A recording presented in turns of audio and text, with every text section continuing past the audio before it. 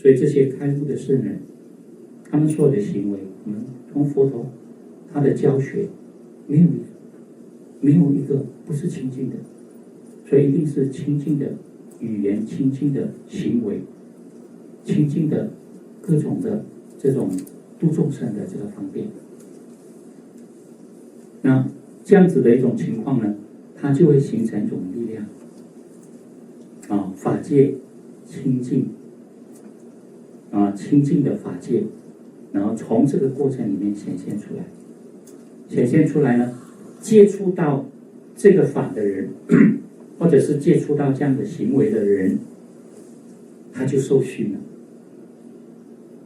受熏了以后呢，就会学习，然后呢，自己本身也会通过这个修行，通过这个言论的教学，通过这个方法的教导来用功修行。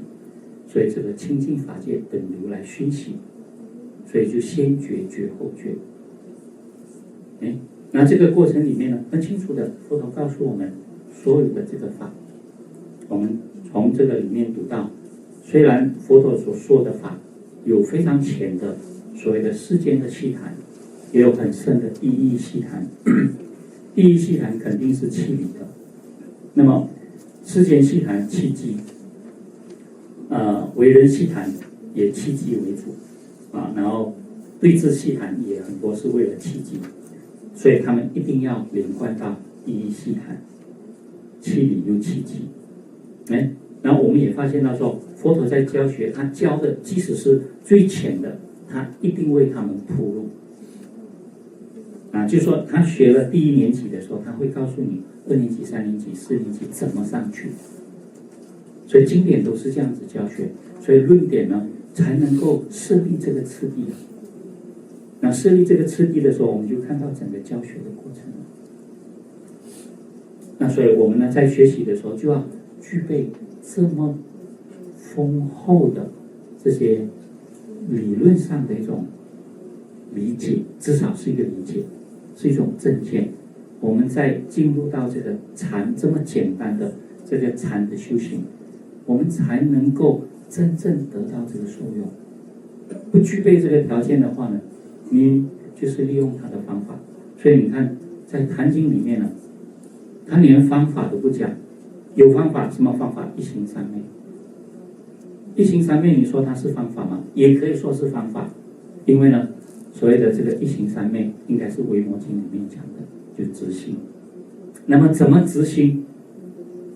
你没有基本的这个条件怎么执行所以有时候甚至我们看到一行三昧比较像开悟的人显现出来的一种行为，但是也可以当作是一个修行的方法。因为呢我们说三昧的话，就是心一静，就是心处在安定跟清明的状态，就默照定慧的那个状态叫做三昧那这个三昧呢，我们有不同的方法来修。现在我们还没有这个状态，或者是有这个状态呢常常偏，有时候是稍微清静安定一点，可能这个觉知的状态、觉照的状态就不明显有时候你们昏睡过去的时候就差不多这个状态。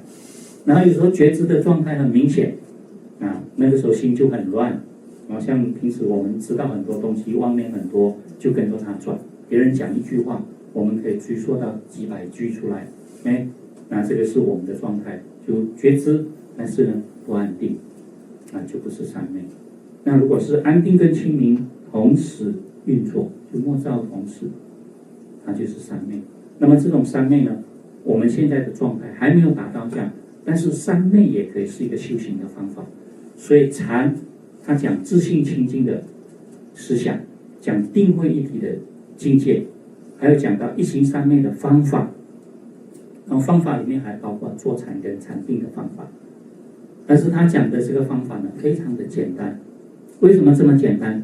因为来用功修行的人不需要再教基础的方法，所以直接讲这个那在用功修行的时候有不同的这个三昧的运作。这个在智者大师的摩诃止观就把它讲出来有一种三昧，就是你要修禅定的方法，你要让自己的心能够达到专注和觉照的那个状态，那么你用做的方法，而且呢长时间做，这个叫常做三昧啊。有人这样子用功，因为很少时间站起来，大部分的时间都在打坐。有些在深山里面修苦行的人，一坐可能就好几天，常做三昧。虚老和尚都用过这样的方法。那还有一种方法呢，叫做常行三昧，就是不断的在进行的过程啊。那这个不断进行的方法呢，就在经典里面有，也叫波作三昧，它跟念佛的法门结合。你闭关3个月，3个月不坐下来，不躺下来，那么最多只是站立，大部分的时间不断的在进行。这个方法非常的不容易啊！你一直不断的站哦，你可以想象，那在关房里面可能拉几条这个绳子，晚上或者是你很累的时候休息，靠着这个绳子，自己都不能坐下来，也不能躺下来啊，或者是靠着墙壁，那么这样子休息3个月。那我们有听过一些人在用这个方法，你只要这样的状态做，大概是不到1个礼拜，你的脚就肿成这个样子。但是那个是很重要的一个过程，你身体所有的浊气往下，只要那个一过的时候，你就发现你的身心身手呢非常的轻。我们身体就是太多的浊气不通了，所以这些问题就来了。打坐的时候也是这样，为什么酸痛麻痹？浊气嘛，不通嘛，对不对？所以这些问题你让它过去。所以他们这个方法修1-2个礼拜里面，有些人不到几天就走了。为什么？太辛苦太难过了这一关。过了以后呢，真的是整个身体轻了，浊气已经没了，轻了。那个时候你继续用功学习，修3个月，甚至有些到了某个阶段的时候呢，你在进行的时候就可以休息了。你甚至都不用靠墙靠什么来休息，整个身体可以轻到那个程度。可是没有一个人可以挨过那1-2个礼拜，所以有方法，没有听说有人完成。我们有一个法师以前有做过，他修了大概1个月1个多月，也很不简单了啊。不过后来呢，这个法师还是有一些问题啊。常行三昧，我们最常用的是什么呢？半行半坐三昧，半坐半行三昧，因为我们现在打禅的时候用的方法，有坐有行啊。这个好像是最容易的大概也只有我们可以做到的。然后再可以说更深，也可以说是完全没有方法的，叫做非行非坐三昧，就是一行三昧。也就是说你已经到了一个程度，你不需要刻意用什么姿势，你都是在这种定慧一体的状态。所以菩萨就是这个三昧嘛。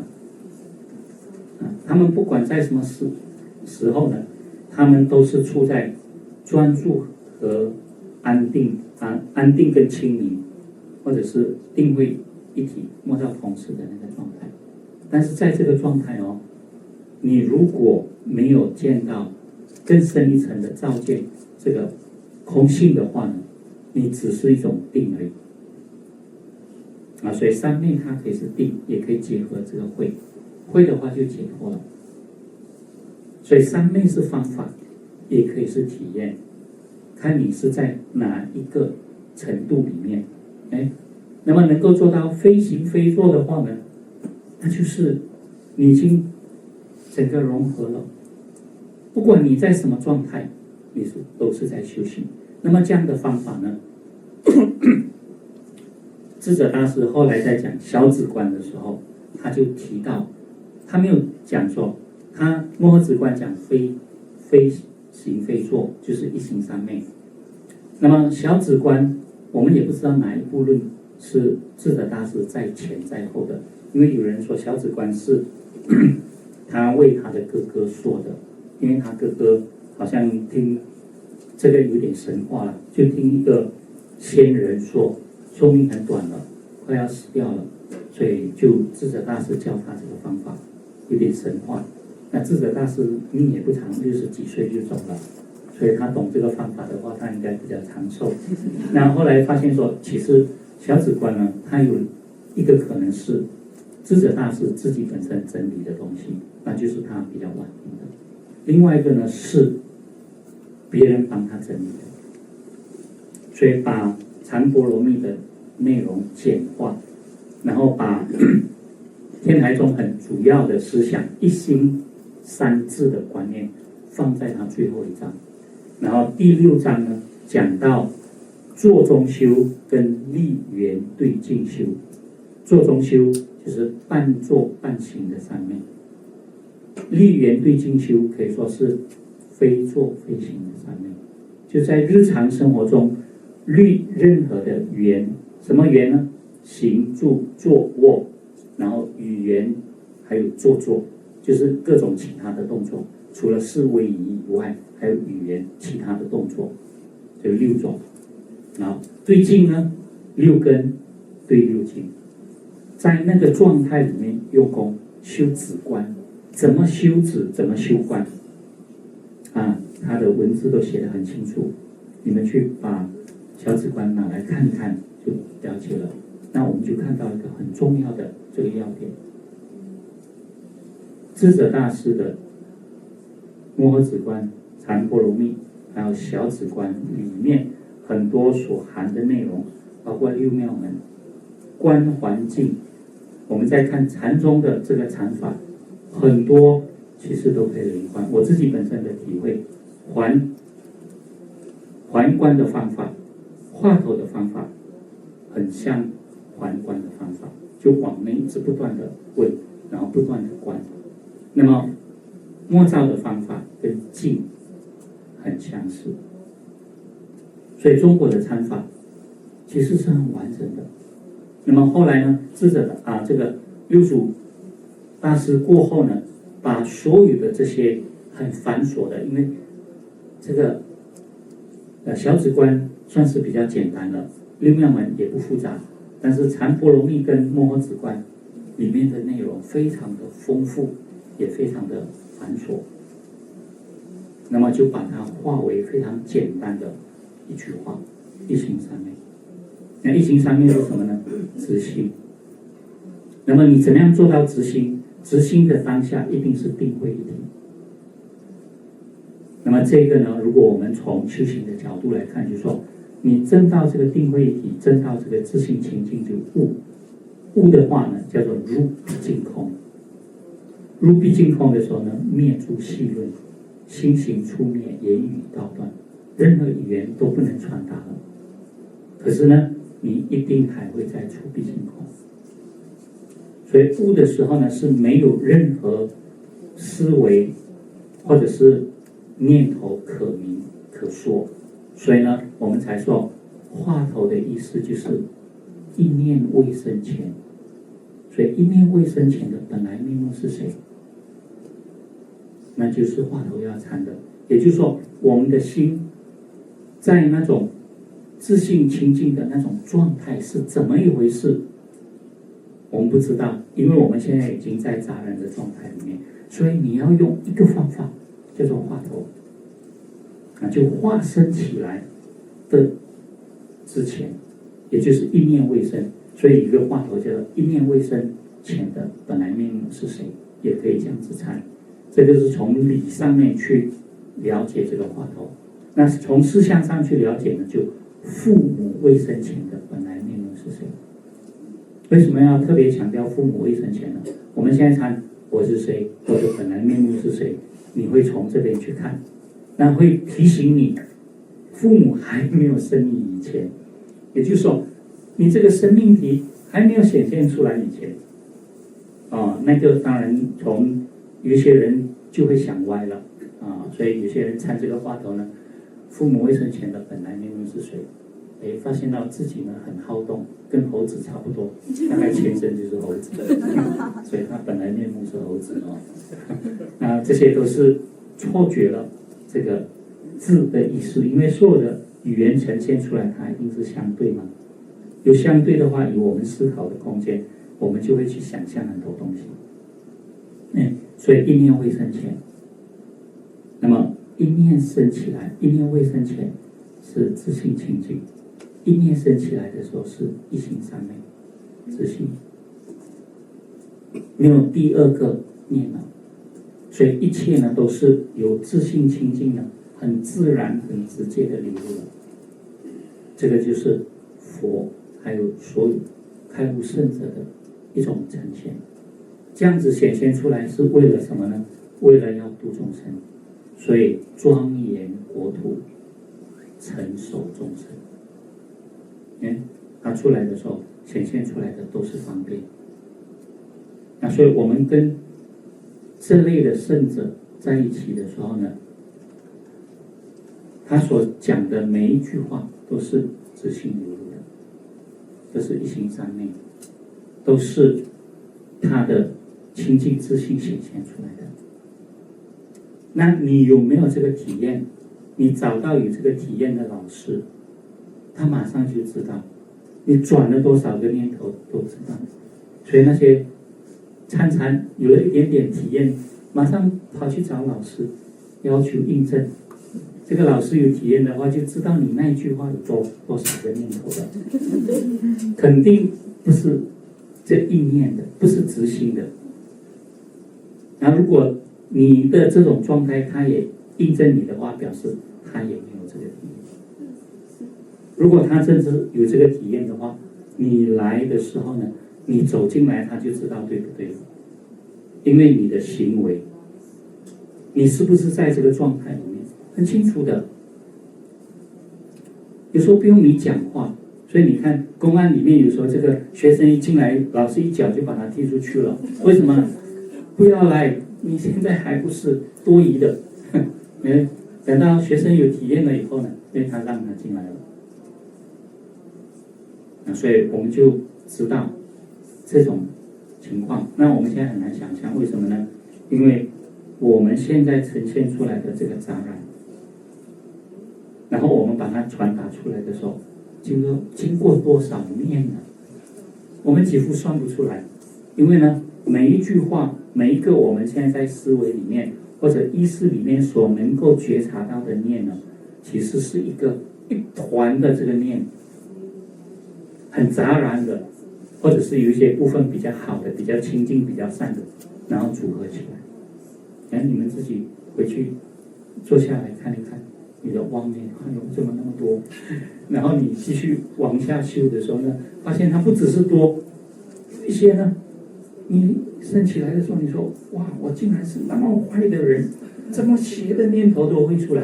你不要以为是别人给你的，你的心自己生出来的，潜伏在你的意识里面，可能躲在巴士田里面，不知道哪一个角落，你静下来的时候，它跑出来了。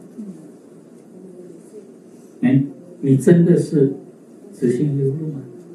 还不是，因为没有大圆镜智嘛。你是大圆镜的话呢，当然是直接流露嘛。一碰到这个镜的时候，显现出来就是当下当镜，就是这个情况。那个心就是在那个状态，非常清楚的。所以你在修行的过程中，你慢慢的把自己的心这个杂然的这种状态慢慢的清理，通过这个各种方法的修行，慢慢清理的时候呢，慢慢体会到说自性清净的那种流露，你就越来越能够亲近到这个老师。所以学生做好准备，老师就出现。现在没有人做好准备，老师就没有出现。老师做好准备，学生出现。现在老师也没有做好准备，也没有学生出现。所以都还不相应了，因为现中呢有太多的这个杂染不能通达，现在还不能通达。